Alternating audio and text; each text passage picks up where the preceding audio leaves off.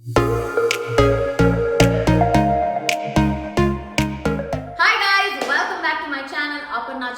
and it's been a while, but I just got back from a game of basketball, and of course I freshened up for the video because this is not how I usually look after a game.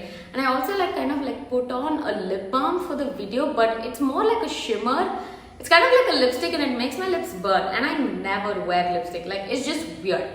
But anyways, new video on mobility for you today. And this video is for you if you are over the age of 24, used to play basketball competitively in school or college and can't play anymore because you've lost your fitness, gained weight, gained fat, and every time you play, you feel this sort of ache and pain in your knees, in your hips, in your back, in your ankles, in your joints, and then you just need to take a rest. And if you want to get back into the sport of playing basketball, this video is exactly for you. Okay, I just need to let my hair dry a little bit. But for reference, this used to be me in school and college when I used to play basketball. Ignore how thin I was. Then this used to be me after I stopped playing basketball for a while. And you know what I did? I blamed my genetics, my body, my metabolism, and I was like, it's because of my family, it's because of my genetics. But that's not it. And if you are in the same position, you need to understand that you need to stop blaming your genetics and take responsibility. Because when I think about it, I was super active during my college and school days. I was playing basketball, I was walking, I was cycling, and I was on my feet for most of the day. And now I'm in front of the laptop because of work for the majority of the day, which is something we cannot change. Now this does not mean that you cannot go back to your original fitness levels or go back to playing basketball. You most definitely can, but you just need to do the most basic things to get back to playing the sport. But in today's video, I'm going to take you through a full body mobility routine that I usually do after I play basketball to avoid injuries, to avoid any pain, and I've also had an ACL surgery on my knee and I do not want that again. And this is also to avoid being as ignorant I was when I was in college, because whether it was before the game, whether it was after the game, I did not bother to warm up, I did not bother to stretch, and we were just young. Our bodies would recover very fast. But now I'm 26, almost 27, and that's not going to happen. So we need to get the work done. So let's get started, and if you think that this will help you out, do not forget to hit the like button on this video and subscribe to my channel, because I'm going to be talking all things basketball from here on. By the way guys, how cool are these new basketball shoes?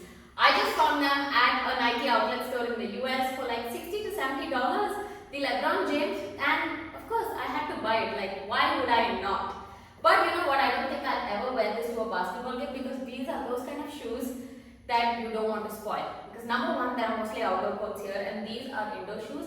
And number two, they just look so good to spoil. And I did not even wear them for the game today. I have another set. I just wore them for the video because they do look good, right? They do look good. But anyways, cool shoes. Need to get some mobility done. So let's get started. I will not waste any more time. Let's go. Alright, we're going to start by showing those hips some love, because I always get super sore on my hips and then it affects my entire leg. So we're going to start with keeping our right leg forward here. Option to curl your toes or keep it flat depending on how much balance you have, or you can even take support. So we're going to keep that core tight, body is straight. We're just going to push this leg forward, the knees beyond our toes, and hold it there and then come back into the starting position. So we push forward, the knees go beyond the toes, the heels don't lift up. So you're feeling a stretch in your legs around the groin region, around the calf. You're working on your ankle mobility, your knee as well as your hip. Hold for about 5 to 8 seconds and then you come back up. Do this entire thing for 30 seconds and then you switch to the other leg and then maybe do it 2 or 3 times for maximum effect. Alright, next up we're working on the full body. So I want you to step back into a plank position. If you are a beginner, option to keep the knees down and do this same thing. So otherwise you're up here in a plank, the right leg comes forward, you step it next to your right hand, the knee still doesn't go down, so you really push that hip forward, so you're feeling that stretch in that groin again, and then you rotate. So open out that chest, squeeze those shoulder blades, lift that hand up, rotate it there, back down, and then you go back into a plank.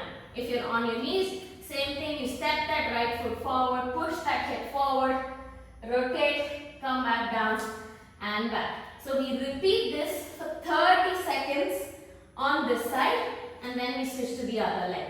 Again, do this 2 or 3 times for maximum effect. Alright, staying here. Let's go back into those hips. Now this time I want you to make sure you're not arching your back down here. You're really pulling that pelvis in, that core is tucked in. And from there, we're going to lift that right leg into a 90-degree angle like a donkey kick. So you're going to lift it up here. From there, get it to the side, still maintaining that 90-degree angle. And then you get it down without your knee touching the floor. So up, to the side and down. Now try not to turn your body entirely because that's going to negate the effect of that mobility, that full range of motion. So you really want this right hip to work. So you're going to lift it up, keeping that body straight, lean into that right hand, bend the elbows a little bit if your wrists start hurting so that your body is completely straight, and then you take it out to the side without turning your body. So you're again making sure that there's pressure on that right hand, and then you're coming down, up, side and down. Do this for about 10 reps, switch to the other side and then repeat. Alright, next one, the most basic. We're getting into some spine mobility with some cat and camels. But I really want you to focus on your spine and not your entire body. So working on that spine and the core here. So make sure that your wrists are directly below your shoulders. So they're not forward here, they're not backward here. They're directly below your shoulders.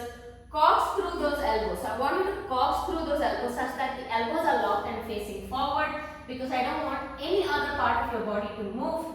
You're keeping your hips steady, knees are directly below those hips. And on a nice big inhale through the nose, you're going to arch that back, push that belly down. Make sure you're feeling it on that back a little bit, your core is tight. And then on the exhale through the mouth, you're really crunching it in. Make sure that you're having a nice big arch in that back, rounded shape. And then you go back into that arch, upward arch again on the inhale. And then exhale, come back into that rounded shape. So I really want you to work on that core. Focus on that mind to muscle connection. Mobility is not only stretching and recovery, guys, but it also helps you develop strength and stability in your joints, in your core as well. Good. I want you to do this for about 10 to 12 reps and do it for 2 sets. Alright, for the shoulder now. We stay in that same starting position in that all fours, wrists below shoulders, knees below hips. Now this time our right hand is going to come into our right temple. Now we're going to really squeeze that shoulder blade on the inhale, rotate it up so you feel that stretch, my back just cracked. And then on the exhale, I want you to bend that opposite elbow, keep that core tight and really rotate it down, touch that elbow to the ground. So you also feel your obliques working here, and then you feel a nice stretch for that shoulder. You're working on that shoulder mobility.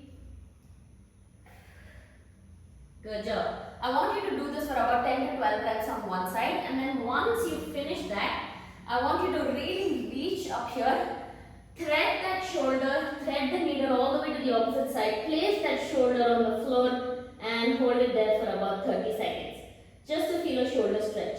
Because like I said, this is a mobility and a stretch routine as well.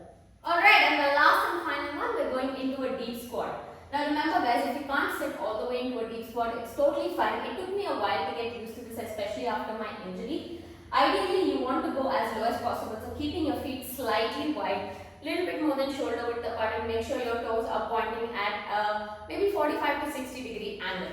So you're really going to keep those knees wide, feet wide, and make sure you have enough room to sit down into that deep squat. So we're going to go down all the way to the deep squat as much as you can go. My hips and my inner thighs are a little tight, so this is all that I can go. But you can go down as much as possible. Now if your heels do lift off, it's totally fine. If you can go only till here, it's totally fine, as long as you feel that stretch. But practice it every day so that you improve. So you're just going to sit low here for 30 seconds and just hold it. You can slowly shift side to side if that feels good for you. Otherwise, you can just stay here below. 30 seconds, hold it, and then you're done. Again, do this 2 times if you can, or once is more than enough. Alrighty, that's it for today's video, guys. Mobility and stretching routine, a full body routine for either before or even after your game. You can do it before as well as a warm-up. Just don't include the static stretches. Make sure your body is moving and you're doing more of a dynamic warm-up, because otherwise your muscles might not be able to produce the force that you want it to during the game. But this is great to help you prevent injuries, to help you recover, and to just be free of pain, and making sure that you do not develop any pain and can continue playing the sport without any discomfort, and you have the freedom of movement.